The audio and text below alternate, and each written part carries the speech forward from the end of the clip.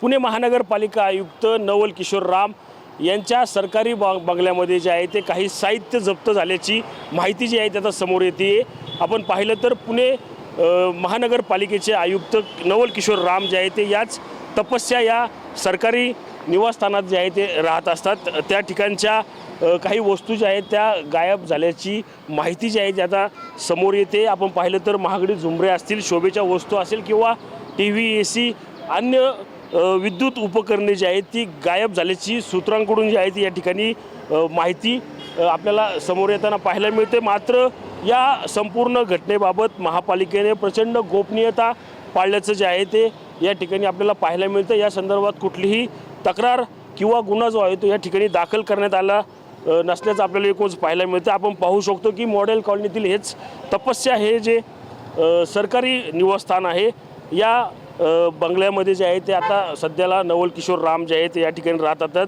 काही महिन्यापूर्वी निवृत्त झालेले डॉक्टर राजेंद्र भोसले या बंगल्यामध्ये राहत होते। त्यांनी जून महिन्याच्या अखेरीस या बंगल्याचा ताबा जो आहे तो सोडला। त्यानंतर आता नवल किशोर राम जे आहे ते या ठिकाणी आल्यामुळे या ठिकाणी आता ह्या संपूर्ण घटना ज्या आहेत त्या समोर येताना आपल्याला पाहायला मिळतात।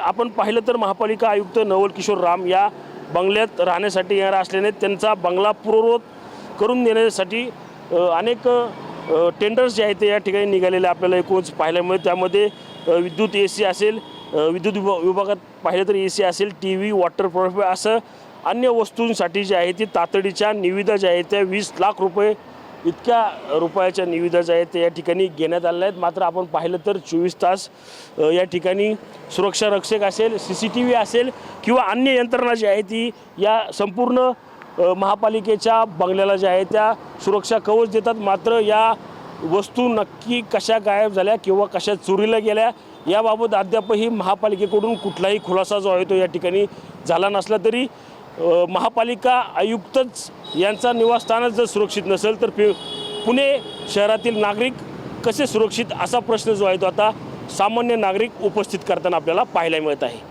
Cameraman Sushant Sameer, Ranjit Jadhav, TV9 Marathi, Pune.